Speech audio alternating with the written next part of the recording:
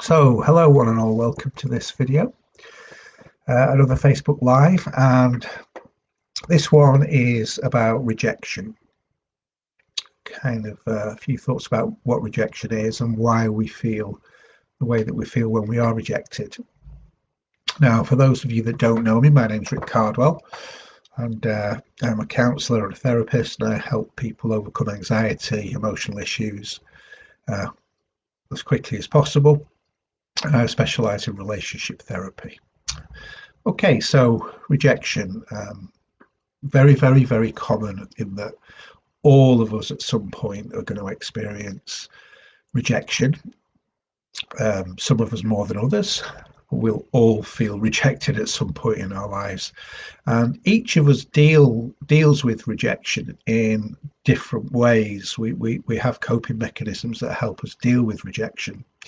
So some of us cope with rejection quite easily on the surface, and other people with rejection are absolutely crushed and devastated. And that doesn't necessarily isn't governed by the circumstances. It's governed by the individual, how they feel about the situation. And rejection is one of the most difficult emotions to deal with, and for good reason, really. If you think about our ancestors and how we've evolved over time when it comes to rejection, we used to live in communities, and communities means a lot to us. Connection and communities is one of the things that have helped us survive over the years, and that's what we like now is community and connection. We still like our tribes. And if we were ostracized from a tribe 10,000 years ago, if we were kicked out from our community, then it pretty much guaranteed that you weren't going to survive, you're going to die, because that connection with the community kept us safe. We worked together, we survived together. So being ostracized was pretty much certain of a death sentence, really. So evolutionary psychologists assume then that the brain has developed with an early warning system. So if we feel that we're going to have the threat of being cast out or ostracized or disconnected from community, rejected in other words, then we're going to have the sense of fear, the sense of anxiety, and a sense of depression associated with that sense of being rejected. And very interestingly, the connections in the brain that are wire and fire with rejection are the same circuits that physical pain activates as well. Your brain scans, MRIs have shown that rejection lights up the brain in the same way as physical pain, and there's a connection to physical pain with rejection. And I think that's quite interesting to understanding about, although rejection is an emotion, if it's connected to a physical pain circuit as well as an emotional pain circuit, it's quite a tough emotion to deal with. So we remember emotional pain more vividly than physical pain. If you try to remember an event in your life where you suffered a lot of physical pain, you'll remember the event because that event's very real. You remember it, but it's really hard to actually bring back the physical pain that you felt in that moment, because that physical pain is difficult to relive. Whereas if you with emotional pain and you want to recall an event that has been emotional and really difficult for you, a bereavement or a rejection, you can think about those things and you can still feel the full effect of the pain. The emotional pain is much greater than the recalling of physical pain. So when we reflect on rejection, when we reflect on the hurt that we've been caused, when we reflect on issues in our life that has caused us grief, those emotions can be very, very real, and as real as when we were suffering the event in that time, because that's how the memory stimulates our brain for the memory. Memories are associated with emotion, and the deeper the emotion, then the more vivid the memory is, and that's the connection with it. So we need to feel that we've really got a sense of belonging. All of us human beings, and most of us human beings, want to feel that sense of connection, and rejection and the sense of disconnection is closely linked to depression. And one of the cures for depression, or one of the things that really helps people who are suffering depression, is to get them into community where they're working with other people and get them to connect and associate with other people and give them that sense of connection back. And that reduces depression massively. It gives a sense of purpose and a sense of value. Now, rejection causes the sense of belonging to be destabilized, and the disconnection adds to the pain that we feel. So connecting people, if we've been rejected, then if we connect with people that we have strong bonds with people who value us and accept us, well, that'll lessen the emotional pain that we feel. That helps to absorb it and take our attention off that disconnection to reduce some of the pain. Now, rejection also has a very strong connection to anger, and research shows that this is particularly true in adolescents. So in adolescents who have been rejected, have a sense of rejection, then it's one of the top causes for anger in adolescents, and also in grown-ups as well. Grown-ups that are rejected emotionally have a sense of anger. It's exaggerated more in teenagers, probably going through adolescence and working out those feelings. But even a mild sense of rejection can cause people to take anger out on innocent bystanders. But also that sense of anger, that anger that comes from rejection, we can also not only turn that outward and be angry with people that we don't even know, that sense of anger, it can be turned inwards onto ourselves. So if you were to say that you were rejected from a romantic situation, there was a romantic rejection in your life, they're generally the fact that romantic rejections are generally the fact that two people don't get on, so they're a poor fit, there's a lack of chemistry, they have different likes and dislikes, they're wanting different things.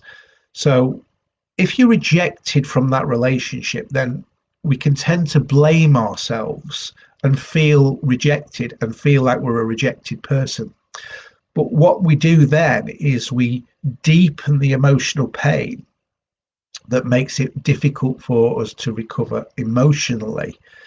And that rejection from relationships is more painful than other types of rejection that we feel because of the intimacy of the relationship.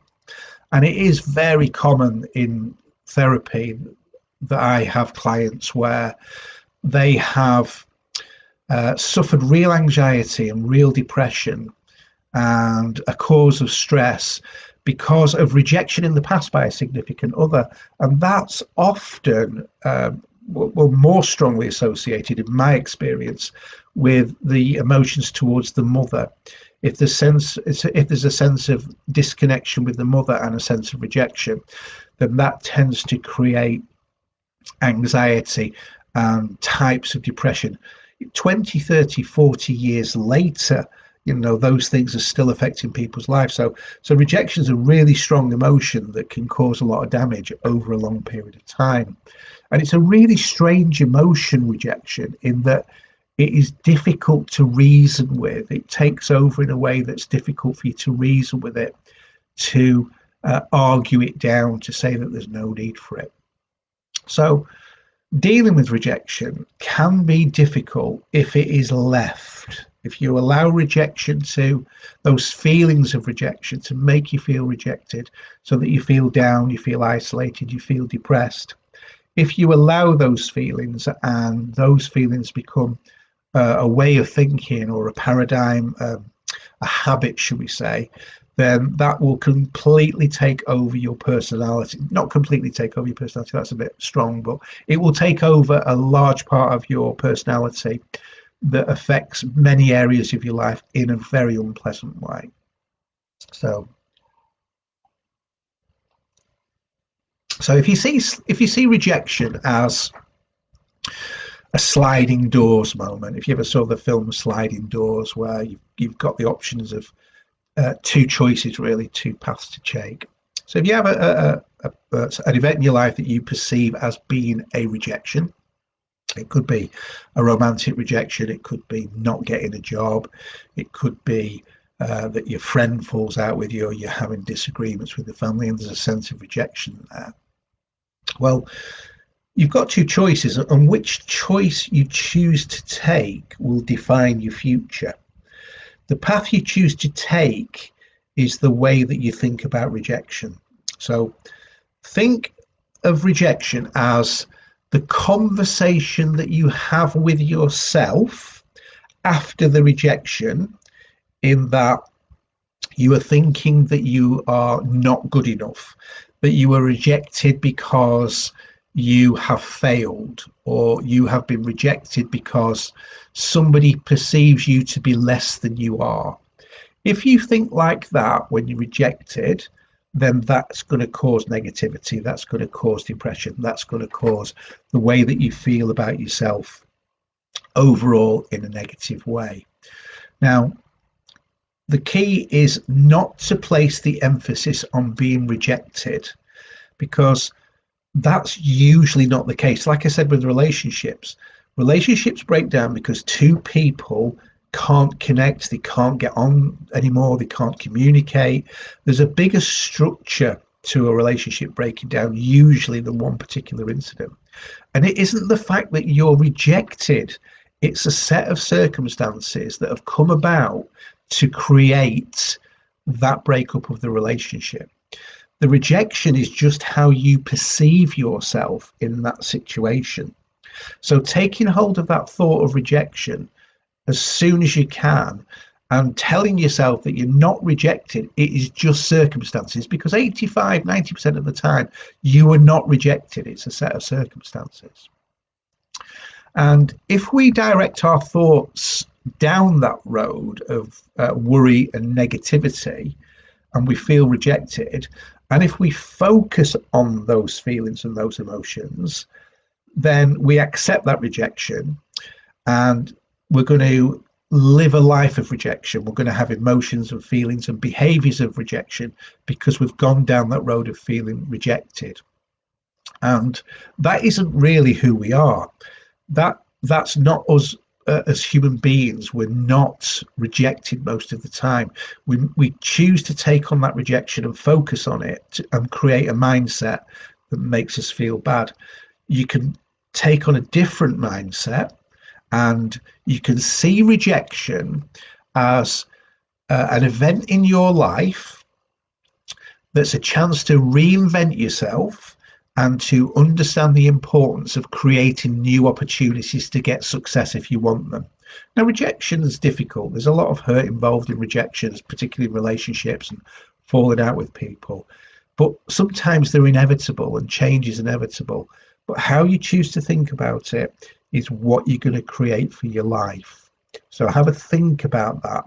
Don't be sucked into automatically thinking that you're a failure, that you can't do well, that you're a reject. It just isn't true. It's not true. So don't tell yourself that, and don't go down that road. Because as I said, rejection can affect your life for decades, 20, 30, 40 years of feeling bad because of rejection. And it's all because you didn't handle it right in the first place. And you told yourself lies about how you feel about yourself. So if you have been rejected in the past and you understand it, then don't let it hold you back, because there's so much more to life. You don't have to experience negativity. You create negativity and you choose to live in it. So don't let it hold you back, and don't let it allow you to miss out on the things that you want to aim for and the things that you deserve in life. Don't choose rejection. So have a think about that. If you've been rejected, and we've all been rejected, we've all had tough times of it, but don't let it hold you back. Don't let it hold you back. Don't allow it to have that mindset. Take the experiences and make the positive. And I think we discussed this in last night's Facebook Live, where I talked about mapping out a future for yourself. Thinking about what you want, who you are, what's best for you, and writing that out and working a way forward. Well, you can use your experiences of rejection to think about your life and to create that map to move forward in a positive way, in a way that you take responsibility for your life to make it good, which is what you can do. And actually, it's what we're designed to do. We're creative human beings. We're designed to survive a lot more than we think we can if we set our mind to it. So have a think about that. If you feel rejected and you're not sure there's a way forward for you, you feel that rejections cause you to feel depressed or anxious or stressed, then contact me, drop me a message. We'll have a chat and we'll see if we can work something out for you. But get some help and stop letting issues of the past hold you back from a happy future. There really is no need. So thank you for listening. Thank you for taking time. I hope these little chats help you out in some respect and help you to focus a little bit more on where you should be going in life. But the key to it is stop wasting your life, stop wasting your time. It's too valuable, it's too important. Make the decisions to put your life right and think about your life in a great way. I'm here to help you. You can contact me on Facebook, message me, click on my banner, book an appointment for a chat, whatever's easiest for you. But make those choices and make your life better. Stop worrying about being rejected when that's often a lie. Thanks for watching, and I'll catch you again tomorrow on the next Facebook Live. Take care.